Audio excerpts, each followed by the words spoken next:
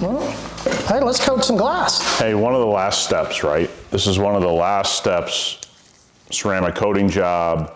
If you're just out there, you want to protect your own windshield, you've gotten done with a detail, whatever you've done on the car, it's time to protect your glass. Marty, why do we do it? Well, hey, let's go immediately with, first of all, the views going out, right? That's what, right? Protecting my view. You and I both said, right? Like, we love to look at a glass. We don't want stuff, right? Yep. And being able to protect that view, what does that mean to protect a view? Seems strange, right? Well, so for people who don't know, we do windshield protection film at my shop. We put this on top of that. You can protect your glass directly. One of the things about glass, our glass coating in particular, is it's very flexible and easy to use, just like our whole coating line, but you really should reduce your use of windshield wipers, right? I mean, you go down the freeway at 70 miles an hour, 80 miles an hour with our glass coating on there, you're not gonna have to use windshield wipers and you're gonna have a perfect view. There's also a safety element to glass coating. For those of you that live in areas that get heavy downpour, I think this is a must-have. Yeah, and that's why I'm glad you explained my protect your view a little bit more, right? Just kind of a little funny way of thinking about it. But it's also, what about, if I'm driving, you said there in Vegas, you'll hit those, we run into just these random rainstorms. Monsoon season. Yeah, so we have monsoon season, and sometimes we don't have many of them, but we have a lot of them that have popped up in the last couple of years where people have to pull off the side of the road because they're so nervous driving on a freeway.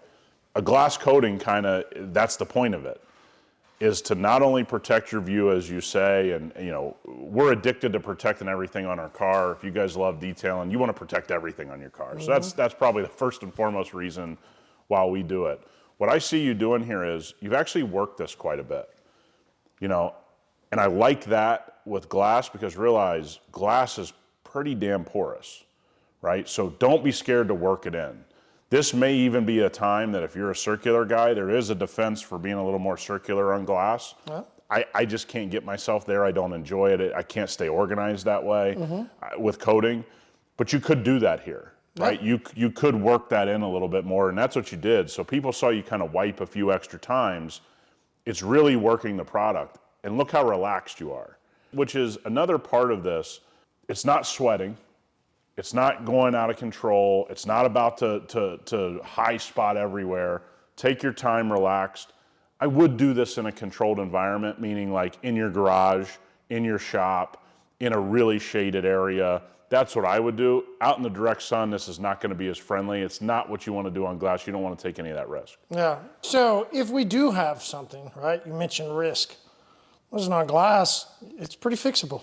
Yeah, you just grab a polisher and some light polish and go ahead and just get it off of there. Yeah. Right, and reapply. And we do get a lot of beginners that are starting to coat their cars themselves or starting a detailing business. I want to tell you something. You're going to mess some things up. Be really comfortable grabbing a polisher and just starting over. One of the things I like you're doing here, and we say this all the time with coating, especially paint, but also now on glass, on anything, how slowly your initial wipe is. You're not trying to buff this stuff off. You're just trying to level out the coating, which is why we call that gray towel you're holding the leveler, right? Very slow, low pile. You're not even a rush to your second towel yet, right? You're not rushing. This is where you'll start to, this one will be a touch quicker. And I like it. You're kind of doing a little grabbing motion. And what you're doing there, correct me if I'm wrong, is you're pulling that coating towards you so you don't push it to the other side of the glass. Why do you like to do it that way? I'm also trying to make sure that I'm getting all the way over. Right? Yeah, so if you push out away from you, you're more likely to get a high spot on the side you're about to hit next, right? So people need to understand this is a relaxing process made easier by you kind of doing that final wipe where you kind of swept your hand back towards you to make it really easy to not leave a high spot. Still problem areas, still gonna be the corners. Yep. Right? Still got to make sure you get all the way over into each part. And you're pushing down a little bit on this last wipe, correct? Yeah. This is when you're really going to say, okay, I want to take a check. And so what I would do as a final wipe, Marty, is I would go along that roof line. So you get to the end there. The last move for me is, like you said, anytime you're coating something, it's always the next panel or the next thing around you. that one final pass right there, and you've pretty much eliminated ever getting a high spot up there. Absolutely. You know, side trim, this is piano black trim, I'd give that a wipe. A lot of times this is just a piece of like, you know, porous plastic and it'll just soak in. But on these you have the painted piano trim, a quick wipe and you're done. I think that's what I like about glasses. You literally just protected your glass and it took what, a couple minutes? So, and here's the next part. When do I do it? Okay, you know, do I do it, you know, and just, hey, another couple years? I particularly like to do it seasonal almost. Oh, it's great. When we're going into the winter, a lot of us get snow on our windows. If the car sits outside, if it's got to be out in the elements, that really helps when we talked about protection, right? Protecting the window so that I can view out better, plus protecting the window. Here's the other part that I love to do it. Bug season. Oh yeah, you guys do deal with that. That's a great How call. easier it is to clean off my windshield. I can even maybe want to throw my wiper blades on because now those bugs will just, in a sense, clean off now because I've put down a protection and my glass is a lot smoother. Yeah, and I think that's a great point. But also remember, the more you use your blades, the less any glass coating or protection is going to last. Good point. So abrasion is what happens when you turn your windshield wipers on. So what people have to understand is, I love what you said. I don't care whose glass coating you use. We're talking about ours. Don't try to stretch it and tell me it lasts for a year, 2 years, 5 years. It doesn't. You have so many elements hitting this. It's so easy to do. I love your idea of seasonal. I'd say my number is every 6 months at a minimum. Yeah, man, we see this last. We got a guy up in West Virginia. His is on there, he's on his 18th month on a daily driver. I get it. But he could also reapply right over it. And here's the flexibility of our glass coating. You don't have to polish it off. Yeah, good point. Okay? You're only polishing a high spot because of visibility, right? You don't like it, it looks ugly. But if you didn't polish that off, technically nothing negative is going to happen on your glass. It's just going to wear away, right? So one of the things people need to realize is this is another flexible coating that can bond to itself. So don't go polishing your glass unnecessarily. Let's give a tip though here though. Yeah, let's do. Hey, while we're sitting here, might as well coat that other side, you know? There you go. Hey, I was trying to have you only do half of it. Yeah.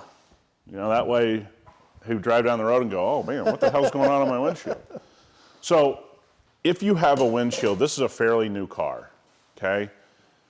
If you want glass coating to bond better, run a quick polisher over it with some compound or polish, especially you have a vehicle that's a little older. You know, let's say you have a 2010 windshield on your car, 2015, 2020, 3 years of getting beat up. Go ahead and run a quick polish over your windshield with a polisher. Do it thoroughly, but it still should be pretty quick. Wipe that off, grab our white product, prep the surface, you're gonna get a better bond. This doesn't need that because honestly, it's basically fresh off the lot. It's not very old. You've taken care of this car. This customer takes care of the car. We don't have a beat up windshield. Doesn't get a ton of mileage either, right? But you kind of look at your windshield and it's in rough shape, used shape. Go ahead and run a polisher over it and prep it beforehand. Your coating will last a lot longer. All right, now how do you handle the blades? What do you do there? Some blades are up, some blades are down. Do you put the blades up? What do you do with your blades while you're putting on the coating? So if we've put windshield protection film on a car, these blades are actually taken off. Oh, yeah? Okay, so because you got to get the film all the way down to the cowling. Makes sense. When I'm in your position and I'm just coating the glass, I'm just going to lift those up in the process. Range Rovers are really tough. These are buried under the hood, so you really can't lift them up. So you could create a lot more work for yourself by lifting the hood and doing all that. Plus, we wouldn't be able to shoot a video if the hood was up and you were just chatting. But you could do a lot of things. If you're doing something like windshield protection film, though, you take these off every time. And look, Range Rover has had issues with their windshields. Okay? So I will tell you that we just happen to be working on a Range Rover and shooting this video. Range Rover has a massive issue with the wear and tear on their windshields. Go ahead and get it protected. Know your car. There's some Tesla windshields, historically bad. Get some protection on your windshield. They're just ones that have problems. We had one that literally took a rock chip, like a tiny one in the driver corner, and by the afternoon it had split. So this is a finicky windshield. I would always protect it with something, whether that be our glass coating, a windshield film. Range Rovers historically have had real issues, especially the more modern ones. But I think it's because glass coating is so easy to put on. There's really no reason not to do it. So that's why I guess I just lean more towards telling everybody to do it. All right, so we got a 50 ml bottle and a mil. And that 2 mil. And this is one of the biggest. It's really hard. This is one of the biggest windshields you'll do. It's hard to say how much, but I know that's a question. Well, how much do I count my drops? Yeah. I'm not that guy. I understand. You want to load it. Load it up. Yeah, you do. Load it up.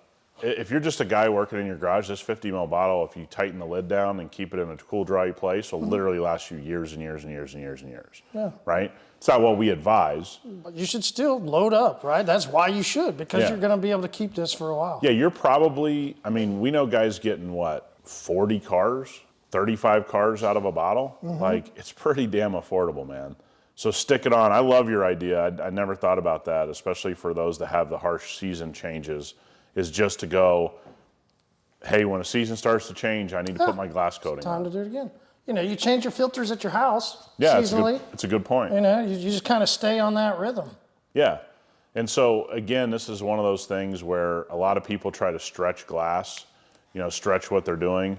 I'll say this over and over and over again. Just do it. I love Marty's idea. Just do it on a seasonal basis for those of you that live in seasonal areas. Like I said, mine, where I live, is about every 6 months. I just like the seasonal idea since you brought it up. So this is so simple and easy. We literally did this in a couple minutes. And when you look at it, this is one of my favorite products to have on my car because I love driving down the road in monsoon season and everybody having to pull over, and I'm like just breezing through because none of the water's sticking. Absolutely. Now, it takes a little bit, right? Some people are like, all right, it's 25 miles an hour. I'm in my neighborhood. And it depends also on the style of windshield. Yep. The Jeep, it's flat, right? Like, it's flat as can be. So, it takes a little speed for that water to start rolling. But you're right. Like, it really becomes one of the funnest things. And how many times do we see people shooting photos or videos, posting in the specialist group? Like, this is really fun when you see it in the specialist group. You see people and they're taking pictures and all the water's flying off 100%. of it. Like, oh, yeah. It really does kind of create that extra little part of the, the enjoyment. The enjoyment guess of what? why you've coated a car. And when you wash your car from now on and you throw some slick on there or some Eco One or whatever your last step product is, or wash product is, ceramic snow, if you use that in your foam can, it's just building up protection. And you'll see it'll just kind of run down and kind of keep reinforcing that glass coating. So it's a no-brainer. What I hope is we made this not so intimidating. I know guys are really worried about working on their windshields. Yeah. Okay? Worst case scenario, guys, you polish it off. Yeah, and if you, like you saw me, if you have any, just keep wiping. You really can, just keep wiping and wiping, and then, if you do have a problem, though, just get a little polish out. It'll be fine. Appreciate you walking us through that, man. Yeah, a lot of fun. Yep.